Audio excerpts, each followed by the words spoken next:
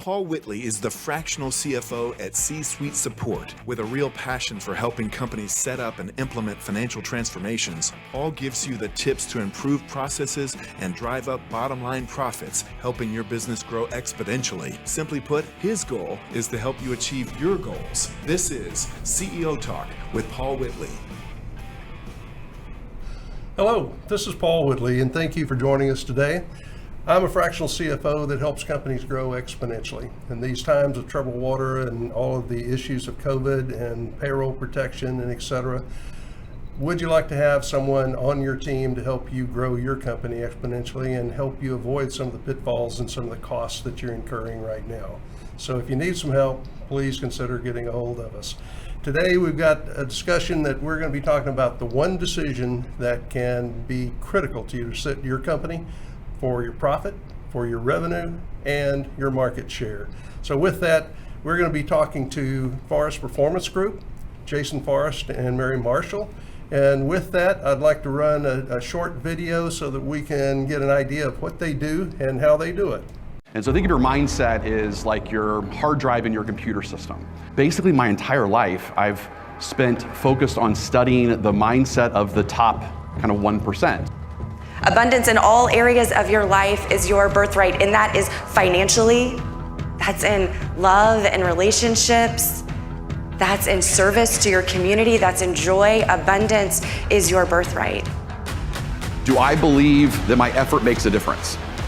One of the most important things that you can do to impact your profitability through your employees, which I also believe is the number one profit leak in organizations, is people's productivity.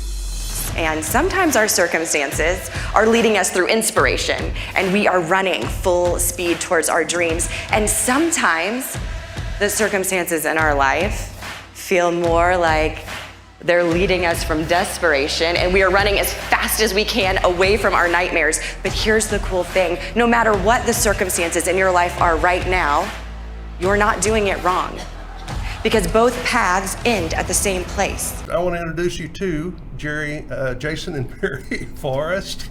Jason, Mary. It's great to be here. Great to be here. I like it. I like the couple name. Jerry, I'll take it. Yeah. That's wonderful. We'll just take one of those and go.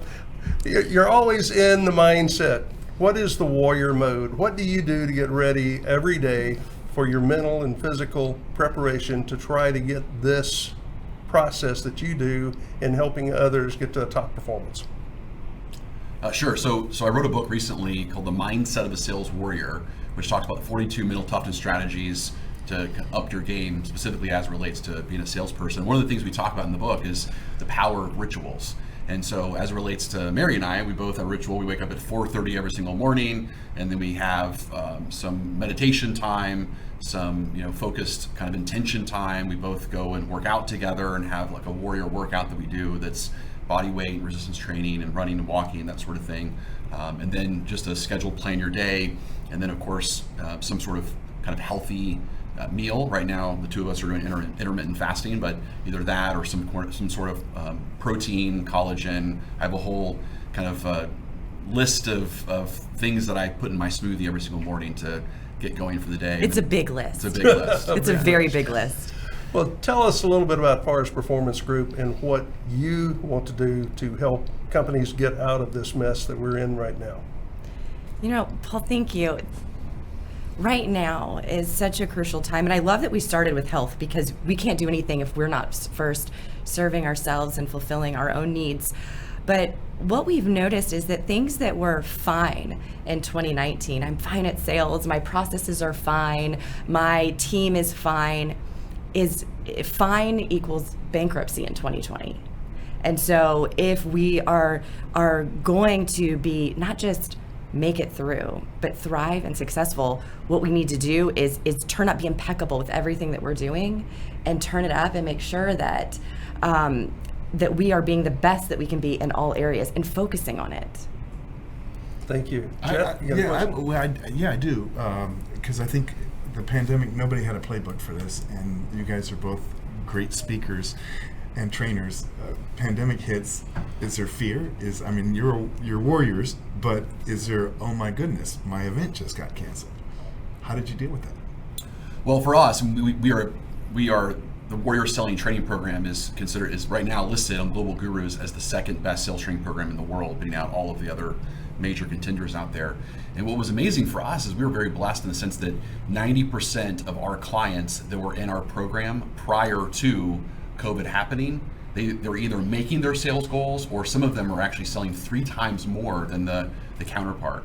And it's actually very simple if you think about it, is that before COVID, to kind of go along with what Mary was saying, is that I think in 2019 you didn't have to be impeccable to be a great business professional or have a great business.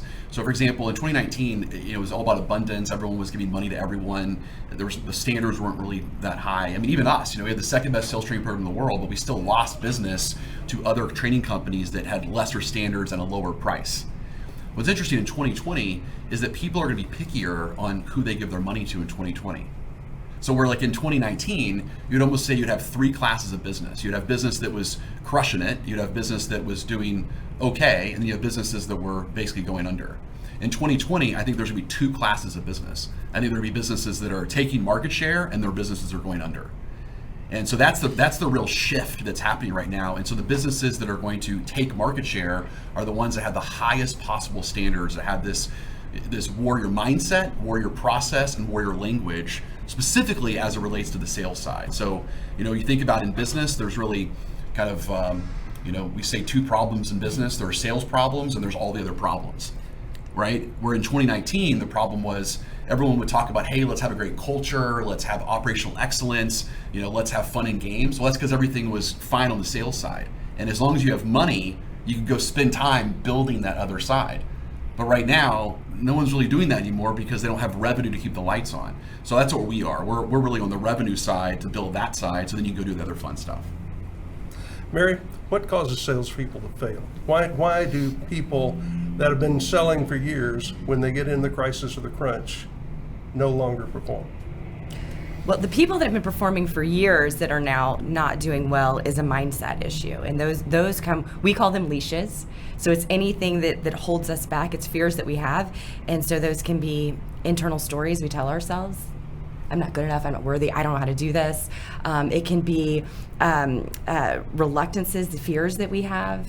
It can be rules that we give ourselves, which is, you know what, it would be insensitive to call somebody right now and ask them for to buy my product or service because, there's a pandemic. So we shouldn't do that during pandemic. We make up rules that we give ourselves. Or one that I hear a lot is it's really good to call somebody, do follow-up calls 3 times, but the 4th time, that's when you get annoying. Nobody wants you to call on the 4th time, but that's a rule we gave ourselves. And so it's that mindset. So when we clear that out, we can now follow our process. So it's anything that stops us from the process, because most salespeople, they know what to do. All right, I've got one. Yeah. So a lot has been said about the millennial and the Gen Z generation. Do you find, are they different kinds of salespeople than, say, boomers? The difference between millennials, this is always a fun conversation because I've done a lot of talks on unleashing the millennial power. And the thing about millennials we need to know is that is how they were programmed, right? So they were programmed by people that said, okay, if you don't like your grade, then you need to go to your teacher and say, I need a different grade. Or if you don't like how much playing time you have on the soccer field, you need to go talk to your coach about it. Like, they were told that by their parents. And so we just need to know the programming of them is that they are more kind of internally driven of, if I don't like how things are going, I need to go kind of call the shots. But they're also very purpose driven too, because they saw their parents during the 9/11 times and the 2008 times, they saw them losing all of their retirements because they stuck to one company. Their parents' generation was all about, I'm going to choose money over purpose. Yes. Well, their parents now have told them, hey, don't do that anymore. Choose purpose over money. Yes. And so as far as when I'm concerned, I think millennials are great, just like I think baby boomers are great. You just need to know what's their beliefs that's driving their emotions, it's driving their motivations, driving their behaviors, and you have to make sure as a coach or as a leader that you're programming them correctly. You're coaching them to what they know about. I know that sometimes owners think they're the best people to hire their salespeople because they're going to hire people just like themselves usually, and that may or may not be the best case. What do you think about that, Mary? Well, yes. So I think, what's great is think about if you're an owner, which you've probably been an owner, you're an owner, do you really want a company full of you? Do you want to handle you? So Paul? Absolutely not. Absolutely not. I think everyone, look at Jeff's laughing because we're all scared of a company full of Pauls. You're a great salesperson, but to have everybody there, we need some diversity. But why they're not is because a lot of times you have these visionaries. And so they're looking, right? And I'm sitting here with a group of visionaries. They're looking all over the place, everything. What could we do? Bigger pictures. We need people that are following processes because the best salespeople are following processes. And so if we're attracted to somebody because of the conversation and the visionary conversation we're having with them, they could be great and have so many assets, but we need somebody that's following a process. And it's going to be procedural based. And I know you get excited about this too. It's just really just the biases. I mean, that's the main thing, right? We have a likability bias. So, we're going to hire people like us. Well, if you're not the best salesperson in your company, then you're not a good filtering system of that, right? Or if you personally don't like salespeople or you don't respect salespeople, well, you might have this total warrior-like person that you're interviewing for a sales job, but you get turned off by them because they're too aggressive. But you wouldn't want them working for the competition selling against you. They would be taking sales away from you. So you gotta be careful of those biases. And you stepped right into what I do as an integrator. I'm also a visionary, but I'm an integrator. I come in to help companies put those systems together, put their ERP, their CRM, those kind of things put together. So thank you for the lead in right into me. Mm-hmm. What other kinds of things does FPG do to help their companies that they work with in terms of finding the salespeople, training the salespeople, et cetera? So our main focus right now, we've shifted our company. We are the fastest growing sales training company in North America based on Inc., the last 5 or 6 years in a row. But what's interesting is right now, 34% of our business is actually on our sales recruiting side. So we're really reinventing the recruiting side. What we've done is we've merged 3 companies in one. We go and find the salesperson for a company. Very few companies are actually sales focused when it comes to recruiting. Then we use third-party assessments to hold it accountable, as well as both of us are master practitioners in neuro-linguistic programming, which is the study of how do people talk and how is it connected to their brain wiring, which tells us a lot about their programming and beliefs. And then last, we put them in a 90-day warrior selling training program to make sure that they're onboarded properly. So basically, we're handing a client a salesperson on a silver platter, and then we give them a 90-day guarantee. If they don't perform, we'll place them for free. Do all recruiters use the same kind of process to eliminate the people that are not aggressive, that are not going forward, that will not make the grade? They do not. What is the difference and what does it give you when you talk to a company to bring in a salesperson? Yeah, Paul, the funny thing is that originally it was not our intention to go towards recruiting. And what happened is we were going to recruiters going, we have this great assessment. We have this great assessment we want you to use. It shows the leashes. It shows if the person's going to be profitable. Because here's a terrible statistic, as most statistics are. It's 80% of salespeople fail in their first year. 80%. And so we had this fix for it. But they didn't want to use the assessment because they said, well, it takes too long. It means that it takes down the pool of people that I could go and show someone. We said, exactly. That's why we love it, because it narrows down that pool to the top people, and that's what we wanted to do. And so we couldn't find anybody else that was using it, anybody that we could take our clients to and say, use this recruiter, they're going to find top people for you. We couldn't find anybody that we could refer to for salespeople, and so we decided to do it ourselves. What percentage of companies don't have any training process at all? They just basically hand them the keys and say, go sell cars. 99%. Really? Yeah, I mean, which is it's a good point, Jeff, because a book I wrote a couple years ago was called WTF, which stands for Why Training Fails.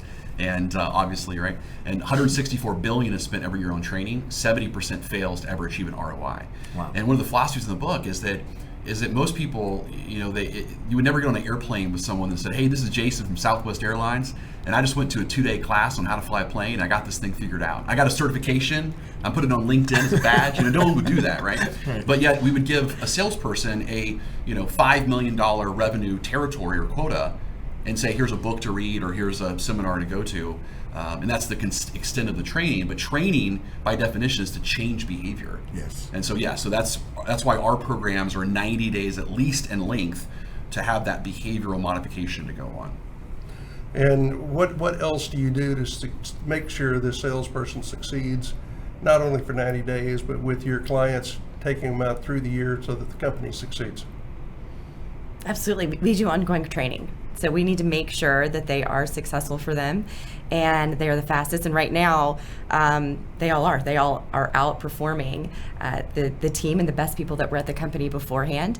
And it's ongoing training. That's the bottom line. And what do you do with the companies to ensure these people are successful? Well, the main thing that we do, we focus on 5 specific things, right? So number 1, all of our training is very tactical, so it's very how-based versus what and why. So like Simon Sinek, Power of Why is great, but everyone hears that, gets all jacked up, and they go, yeah, but how do I actually deliver a selling message like that? So we tell them how to do it. Or number 2, we focus on the mindset, right? Removing those leashes that hold people back from execution that drives performance. Number 3 is that we teach the sales managers how to be the Bill Belichick, Nick Saban, Pete Carroll of coaching. And then number 4 is everything is program-based versus event-based. And number 5 is we kind of engulf the whole thing in what we call our revenue operating system to make sure that the CRM, compensation, award structures, organizational alignment is all in alignment to create that sales organization that happens to do blank. I've been involved in a couple of conversations with your trainers where they actually got involved with the company. The salesperson had a sale that they were having difficulty to close, and they said, well, let me be on that call with you. Let's see if we can close it. Can you share how you do that? Absolutely. Well, I think that's the most important thing. All of our trainers, they're practitioners, which means these are not somebody who studied sales. They're not a researcher that's decided, I'm going to go tell you the science behind it. We have a science, but all of our trainers are people that this is what they do. This is what they do every day. They have been top in sales in their companies. They are still in sales. They're all required to sell, and the purpose for it, so they can jump in, so they can sell through the people that they're coaching, and they can come in and they're speaking from experience. So every time they get on, it's not like, 25 years ago, I did a sale and this is how I did it. It's, hey, the last hour I was talking to this person and this is what happened. And the other side of that, Paul, is we've invited people to come in with us selling. So come in and participate in the sales process as the observer, as also going in and helping them close sales. So I've got one. I think about sales, and sometimes I think about Glenn Gary, Glenn Ross, and Alec Baldwin, and Coffee is for Closers. Do you think people have a mental block when it comes to sales, that they think it has to be like a used car salesman, or it has to be like Glenn Gary, Glenn Ross, and what are your thoughts about that? Sure. So that's actually a personal mission of mine. So my personal mission is to bring back or ignite the pride, purpose, and respect of professional selling. And it's like anything. People don't have a problem with salespeople in general. They have a problem with some salespeople that project boring, unhelpful, or unethical behaviors. People don't have a problem with lawyers, or they have a problem with some lawyers that are unethical, et cetera, right? So the problem is that it goes back to that kind of thing you said earlier, that majority of people are not training their salespeople. And so if they're not training them to be professional, and at the same time, maybe they're in a culture of manipulation, and that's a big difference, right? Is that the same techniques that I would use to persuade you to do something that would benefit you are the same techniques I would use to manipulate you to do something that would harm you. Yes. The same techniques. The problem is that back in the early 80s, those movies came out, and so there was this whole revolution called soft selling or relationship selling that was very big. And they said, hey, don't be that over there. So the pendulum swung completely the other side. But what all the research has said is that relationship selling, soft selling approach, it doesn't actually move the needle. So the most successful salespeople are the ones that are assertive, but they're assertive and respectful. They're provocative and educational. And they have to do that, not, hey, Jeff, let me go take you out to a ball game, and as long as I keep doing that enough, eventually you will buy from me. That approach does not work. Wow. Powerful. Let me ask you, recently we've been talking about salespeople and training. Do your salespeople ever get involved in training? Like, are our salespeople training? Yes. Oh my goodness, yes. So it was fun. Several years ago, Jason had the idea. Now, we've always had internal training. We've always trained several hours a week ourselves, so our teams. But a couple of years ago, he said, you know what? I believe so much in training that I want every salesperson, every trainer salesperson in our organization to have a minimum of 8 hours, or maximum, we want 8 hours every single week of training for them. And so on my side, I'm going, but they have jobs to do. What are we going to do with 8 hours? And Jason said, we're going to do an experiment, because I believe that we can outperform taking one day off and training. In those 4 other days, we will outperform because they're going to be so well trained.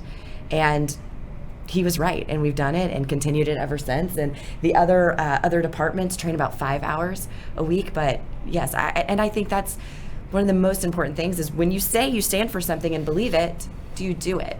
Are you really a part of it? Absolutely. Well, I want to thank both of you for coming today and being part of the CEO Talks with myself.